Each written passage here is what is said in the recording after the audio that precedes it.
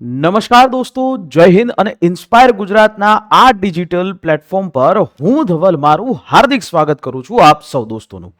દોસ્તો, આપણે છેલ્લા થોડા સમયથી ઈરાન અને ઇઝરાયલના વોરને એટલે કે યુદ્ધને કવર કરી રહ્યા છે અને એમાં અલગ અલગ માહિતી આપ સૌ સુધી પહોંચાડી રહ્યા છે. એવામાં એક અપડેટ આજે એવું આવે છે કે ઈરાન ઉપર આજે સૌથી મોટો હુમલો જે છે એ થઈ શકે છે, સૌથી મોટો મિસાઇલ એટેક થઈ શકે છે. અત્યારે જ્યારે આ વિડીયો હું રેકોર્ડ કરી રહ્યો છું ત્યારે એ સમયે ઈરાન ઉપર હુમલો થવાની શરૂઆત પણ એ થઈ ચૂકી છે. દોસ્તો, આ જે હુમલો છે તો અત્યારે જ્યારે આ વિડીયો રેકોર્ડ કરી રહ્યો છું ત્યારે એક ખૂબ મહત્વની અપડેટ કે હુમલાઓ શરૂ થઈ ચૂક્યા છે અને ઈરાન ઉપર અમેરિકા અને ઇઝરાયલ એ અલગ અલગ ધોરણે મિસાઇલ એટેક કરી રહ્યા છે. અમેરિકા દ્વારા ઓફિશિયલી જાહેરાત કરવામાં આવી છે કે આજે ઈરાન ઉપર બિગેસ્ટ બોમ્બિંગ જે છે એ શરૂઆત થવાનું છે. અહીંયા બહેરીનથી પણ એ વાત આવે છે, બહેરીનથી પણ એ વાત જે છે ચોક્કસથી પુષ્ટિ કરી દેવામાં આવી છે. એટલે હવે વાત કરીએ તો ઈરાન ઉપર આવનારા સમય જે છે એ ખૂબ કપરો રહેશે. ઈરાન ઉપર સૌથી મોટું જે અભિયાન કહી શકાય બંનેનું સંયુક્ત જોઈન્ટ ઓપરેશન ફ્યુરી અને એ ઓપરેશન એપિક ફ્યુરીનું એ સૌથી મોટું અભિયાન એ હવે શરૂ થઈ રહ્યું છે. હવે પ્રશ્ન ઊભો થાય કે અમેરિકા આ વસ્તુ ઇઝરાયલ અને ઈરાનની હતી તો અમેરિકા કૂદે છે તો કૂદે છે શા માટે? તાજેતરમાં તમે જોયું કે અમેરિકાએ ઈરાનની જેવી જ રીતે એ વેનેઝુએલાના રાષ્ટ્રપતિ નિકોલસ માદુરોને એરેસ્ટ કરી દેવામાં આવ્યા. રાતોરાત સરકાર બદલી નાખવામાં આવી. વેનેઝુએલા દુનિયાનું સૌથી મોટું ઓઇલ રિઝર્વ ધરાવનારો દેશ છે, એટલે કે વેનેઝુએલાની અંદર સૌથી મોટો ક્રૂડ ઓઇલનો જથ્થો છે. પણ એવી જ રીતે ઈરાનમાં પણ દુનિયાનું ત્રીજા નંબરનું સૌથી મોટું ક્રૂડ ઓઇલ છે. તમને આની પહેલાં પણ ખબર છે કે જ્યાં જ્યાં ક્રૂડ ઓઇલ હોય અમેરિકા ત્યાં ત્યાં પોતાનું આધિપત્ય જમાવવા તરફ એ આગળ વધી જાય છે. તો આ વસ્તુ હકીકતની અંદર આતંકી ઘટનાઓને જે આ બાબતે લઈ ઓઠા ઉપર રાખી અને હકીકતમાં એવું લાગી રહ્યું છે કે અમેરિકા ઈરાન ઉપર ક્રૂડ ઓઇલ માટે એક કબજો જમાવી રહ્યું છે. અમેરિકાની આ લશ્કરી કાર્યવાહી છે એની પાછળનું આ સૌથી મોટું રીઝન એ હોઈ શકે છે. ખાલી સત્તા પરિવર્તન કરવું કે લોકોને ડોનાલ્ડ ટ્રમ્પ જે રીતે એ સ્ટેટમેન્ટ આપે છે એવી રીતે કે ભાઈ આતંકવાદીઓથી મુક્ત કરવું, સરકારને છે એ પાડી દેવી, આ એ કારણ નથી. સાચું કારણ છે એ યુદ્ધનું એ તેલ છે એટલે કે ક્રૂડ ઓઇલ ઉપર કબજો છે.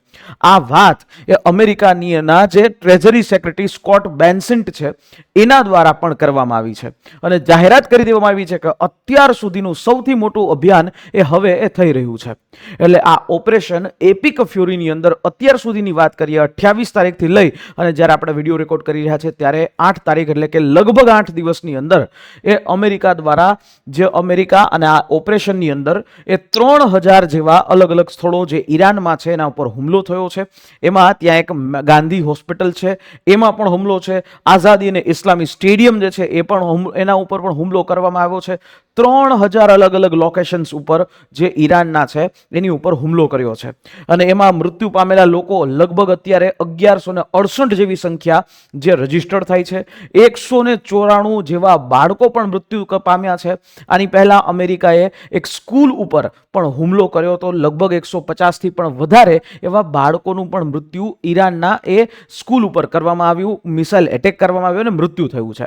અમેરિકાએ આ હુમલાને એવું કીધું કે ઈરાને કરાવ્યો અને નામ અમારી ઉપર ચડાવ્યું છે. પણ આ બધી વસ્તુઓ શેના માટે? ક્રૂડ ઓઇલ માટે. આ સાથે ઈરાને પણ તાજેતરની અંદર જે વાત કરી, સૌથી પહેલા ઈરાનના એક સેક્રેટરી આવે છે અને એને માફી માગે છે અલગ અલગ દેશોની અને બીજા જ સાથે બીજી જ કલાકમાં દુબઈ ઉપર ફરી પાછો હુમલો થાય છે. ટ્રમ્પે જાહેરાત કરી છે કે જો અમારે સ્ટોપ થવું હશે તો ઈરાને કોઈ પણ જાતની શરત રાખ્યા વગર શરણાગતિ સ્વીકારવી પડશે. એક પણ જે છે પ્રકારની શરત રાખ્યા વગર સીધી સરેન્ડર કરી દેવું પડશે તો જ આ ઓપરેશન એપિક ફ્યુરી એ બંધ થશે. સાથે ઈરાનનો પણ જવાબ છે કે ઈરાને જે છે ભારતની અંદર ઈરાનના રાજદૂતે એ ઘોષણા જે છે કરી દીધી કે ભાઈ અમે ગમે એ થાય અમે હવે શરણાગતિ સ્વીકારશું નહીં, કાં તો આ પાર ને કાં તો હવે પેલે પાર. હવે જ્યારે જે છે અમને વિજય મળશે કાં તો જીતશું અને કાં તો અમે હવે શહીદ થઈ જશું. આવું ઈરાનના જે રાજદૂત ભારતમાં બેઠેલા છે એમણે પણ સ્ટેટમેન્ટ સામે આપી દીધું છે. પણ હજી સુધી આમ જોવા જાય તો ઈરાનના જે સુપ્રીમ લીડરની કોઈ એવી જાહેરાત હજી સુધી નથી થઈ. હા, ઈરાનના સુપ્રીમ લીડર તરીકે જોવામાં આવી રહ્યા છે આયતોલા ખમૈનીના પુત્ર, એટલે કે આયતોલા ખમૈનીના અબ્દુલ્લા મક્તુમ, એમને પણ જોવામાં આવી રહ્યા છે, પણ નામની હજી જાહેરાત નથી કરી. પણ હવે પ્રશ્ન ઊભો થાય છે કે આ સત્તા પરિવર્તન, આટલું બધું એગ્રેસિવનેસ ઇઝરાયલ અને યુએસની છે શા માટે? આ હકીકતની અંદર એક ક્રૂડ ઓઇલનો ખેલ છે. અમેરિકાએ પોતાના જે સત્તાવાર રીતે વાત કરે છે કે અમે તો અહીંયા આતંકવાદને નાશ કરવા આવીએ છીએ. દુનિયાના દેશોને આ ઈરાનથી ખતરો છે, અહીંયા આતંકીઓ પનપી રહ્યા છે. પરંતુ હકીકતની અંદર આની પહેલા પણ અમેરિકાએ આ જ રીતે ઈરાકને કબજે કર્યું હતું. સદ્દામ હુસેન છે ને એને મારી નાખવામાં આવ્યા હતા, સદ્દામ હુસેનને કેદ કરી નાખવામાં આવ્યા હતા, જેવી રીતે નિકોલસ માદુરો છે એમને કેદ કરવામાં આવ્યા. પણ અહીંયા અમેરિકા પાસે પ્રશ્ન તો એ હતો કે વેનેઝુએલા તો અમેરિકા પાસે છે, તો શા માટે ઈરાન તરફ? જો વેનેઝુએલાનું ક્રૂડ ઓઇલ છે, એટલે કે વેનેઝુએલાની અંદર જે પણ ક્રૂડ ઓઇલ મળે છે એ હકીકતની અંદર અત્યારે અમેરિકાના જ કબજામાં છે. પણ આ ક્રૂડ ઓઇલની ક્વોલિટી એ થોડી નબળી છે. આ ક્રૂડ ઓઇલ છે એ હકીકતમાં હેવી છે, ભારે છે, સલ્ફરયુક્ત હોય, એટલે એને રિફાઇન કરવું, એને એમાંથી શુદ્ધિકરણ કરવું થોડુંક અઘરું પડે અને એનો ખર્ચો વધારે આવે. જ્યારે ઈરાન અને સાઉદી અરેબિયા આ બાજુનું જે ઓઇલ છે, સાઉદી અરેબિયાનું પણ સારું છે, પણ સૌથી બેસ્ટ છે એ છે ઈરાનનું ક્રૂડ ઓઇલ. ઈરાનમાંથી જે પણ ક્રૂડ ઓઇલ નીકળે છે એને થોડીક સમયની અંદર ફટાફટ રિફાઇન કરી શકાય છે, સસ્તું છે, અને આનો સૌથી મોટો ફાયદો એ છે કે એમાંથી પેટ્રોલ ડીઝલ બનાવવું ખૂબ સરળ છે, અને એ પણ તમે અહીંયા ઓછા ભાવમાં, ઓછી કોસ્ટની અંદર તમે આખી વસ્તુ રિફાઇન કરી શકો. એટલે અમેરિકા હવે નજર દોડાવી રહ્યું છે આ તરફ. બરાબર, એક નજરે આપણે જોઈએ તો અત્યારે હાલ એ કહેવામાં આવી રહ્યું છે કે ભાઈ જે સ્ટ્રેટ ઓફ હોર્મુઝ છે, હોર્મુઝ જે છે સ્ટ્રેટ ઓફ હોર્મુઝની અંદર જે અત્યારે દુનિયાનો 20% જે છે એ વ્યાપાર, વૈશ્વિક જે છે ટ્રેડ, એનું હાલ રક્ષણ અમેરિકા કરી રહ્યું છે. કારણ કે ઈરાને જાહેરાત કરી દીધી છે કે જો અહીંથી કોઈ પણ પાસ થશે અમારી પરમિશન વગર તો અમે એના ઉપર મિસાઇલ એટેક કરશું.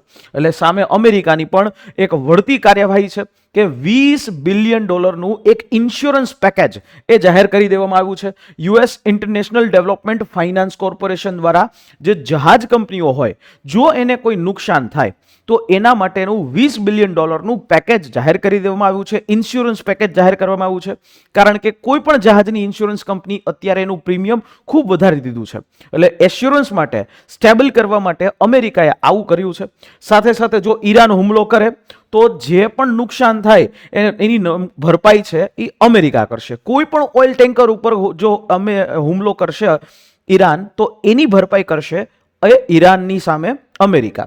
અને સાથે સાથે આ સ્ટ્રેટ ઓફ હોર્મુઝની અંદર જે પણ જહાજો છે, મોટા ઓઇલ ટેન્કરો છે, એમને લશ્કરી એસ્કોર્ટ આપવામાં આવ્યું છે. એમને મોટા જે શિપ દ્વારા એસ્કોર્ટિંગ જે છે આપવામાં આવ્યું, સહી સલામત એ પહોંચી જાય એના માટે. પણ હવે અહીંયા પ્રશ્ન એ ઊભો થાય, સાહેબ આનાથી ભારત ઉપર શું અસર? ભાઈ જો, ભારત ઉપર અત્યારે બેવડા ધોરણો છે. એક બાજુ ઈરાનના આ ઓઇલ ક્રાઇસિસની અંદર યુએસએ આપણને રશિયા પાસેથી ક્રૂડ ઓઇલ લેવા માટે એ છૂટ આપી છે 30 દિવસની. પણ સાથે સાથે અમેરિકાએ પહેલા એવું પણ કીધું કે ભાઈ પહેલા તમે રશિયા પાસેથી ક્રૂડ ઓઇલ ન લઈ શકો, અને આજે એ આપણને છૂટ આપે છે, 30 દિવસની છૂટ આપવાનું કામ કરે છે, અને આવી રીતે જે છે એ કરી શકે છે. એટલે આમાં જોવા જાવ તો રશિયાની સાથે આપણને વેપાર કરવાની ફરી પાછી છૂટ એ પણ મળી ગઈ છે.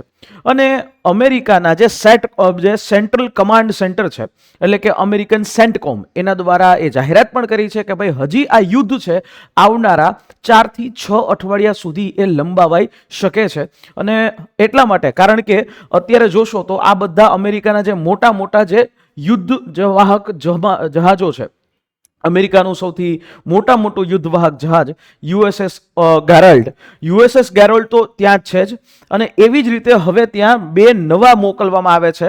USS George W Bush aircraft carrier મોકલવામાં આવે છે અને અબ્રાહમ લિંકન જે છે એ પણ આની સાથે એ જોડાવામાં આવશે. એટલે હવે અહીંયા મિડલ ઈસ્ટની અંદર અમેરિકાએ જે ઇઝરાયલ પાસે પોતાના આવા મોટા મોટા જહાજો, ત્યાંથી મિસાઇલ એટેક ઈરાન ઉપર કરી રહ્યા છે. અને આવી અત્યારે હાલ રચના છે. ઇઝરાયલને તાત્કાલિક મદદ કરવા માટે સૈન્ય હથિયારો પણ અમેરિકાએ પ્રોવાઈડ કર્યા છે. આની સાથે સાથે પર્શિયન ગલ્ફને બદલે હવે એ લોકો ભૂમધ્ય સાગર ઉપરથી જ સીધા જહાજોની મિસાઇલોના મારફતે ઈરાન ઉપર હુમલો કરવાના છે. સાથે સાથે અમેરિકાએ આ યુદ્ધની અંદર CIA દ્વારા એક ગુપ્ત રીતે એક સ્પાય નેટવર્ક ઊભું કરવા માંગે છે.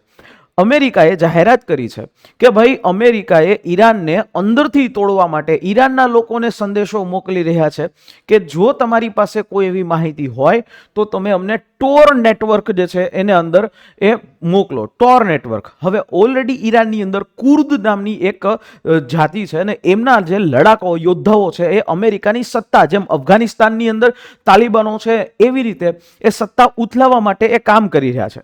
એ લોકોને અમેરિકા હથિયારો આપી રહ્યું છે અને એમ કહી રહ્યું છે કે જો તમારી પાસે કોઈ એવી ઇન્ફોર્મેશન હોય જે યુદ્ધથી લગતી હોય તો એની માહિતી અમને આ નેટવર્કની અંદર, આ ટોર નેટવર્ક એટલે કે જેમ એપલનું સફારી છે, ગૂગલ ક્રોમ છે, એવું એક આખું નેટવર્ક છે કે જેની અંદર ક્લાસિફાઈડ ઇન્ફોર્મેશન છે એ આપી શકાય. અને અહીંયા પર્શિયન ભાષાની અંદર એ સંદેશો આપવા માટે CIA પર્શિયન ભાષાનો ઉપયોગ કરીને માહિતી પહોંચાડી છે. VPN નો ઉપયોગ કરવા માટે કીધું છે, ટોર નેટવર્કનો ઉપયોગ કરવા માટે કીધું છે અને કુર્દ જે છે લડવૈયાઓ છે એમને હથિયારો આપી રહ્યા છે. એટલે આમ જોવા જાવ તો અમેરિકા એની હાવ આ વસ્તુને કેપ્ચર કરીને જ રહેશે. સાથે સાથે એની સામે ઈરાન પણ પાછું નથી હટ્યું. ઈરાને જે સાઉદી અરેબિયા ઉપર હુમલો કર્યો, સાઉદી અરેબિયામાં જે ડિફેન્સ સિસ્ટમ છે એની ઉપર હુમલો કર્યો, જોર્ડન છે, દુબઈ એરપોર્ટ છે, UAE છે, બધી જગ્યાએ હુમલો કર્યો. અમેરિકાની એક બહુ સરસ મજાની શિલ્ડ સિસ્ટમ છે થાડ ઉપર અલગ જે છે થાડ એટલે કે એક એર ડિફેન્સ સિસ્ટમ, એની ઉપર હુમલો કરી દુનિયાના દેશોને બતાવી દીધું કે અમેરિકાની વસ્તુઓ કેટલી સારી છે. બરાબર છે. એટલે ઈરાનના રાજદ્વારીઓ જે છે અલગ દેશોની અંદર પોતે એ સ્ટેટમેન્ટ પણ આપી રહ્યા છે અને માફી પણ માંગી છે કે ભાઈ અમે અમારા મિત્ર રાષ્ટ્રો તરફથી જે પણ પ્રકારનું એ એટેક કર્યા છે એના બદલામાં માફી માંગીએ છીએ. આની સાથે સાથે આ યુદ્ધમાં હવે ધીમે ધીમે રશિયાની પણ એન્ટ્રી થઈ રહી છે. ઈરાનને સ્પાય નેટવર્ક જે KGB નું છે એ પ્રોવાઈડ કરવામાં આવી રહ્યું છે. જેવી રીતે રશિયા એ પોતાની સેટેલાઇટ કમ્યુનિકેશનની મદદ પણ કરી રહ્યું છે. અમેરિકાના બોમ્બિંગથી બચવા માટે ઈરાનને સેટેલાઇટ રશિયા એ આપી રહ્યું છે કે સેટેલાઇટ કમ્યુનિકેશન સિસ્ટમ જે ઈરાનની ખોરવી નાખી હતી એ રશિયા પોતે હવે હેલ્પ કરી રહ્યું છે. રશિયાનો સાથ એ હવે ઈરાનને મળી રહ્યો છે.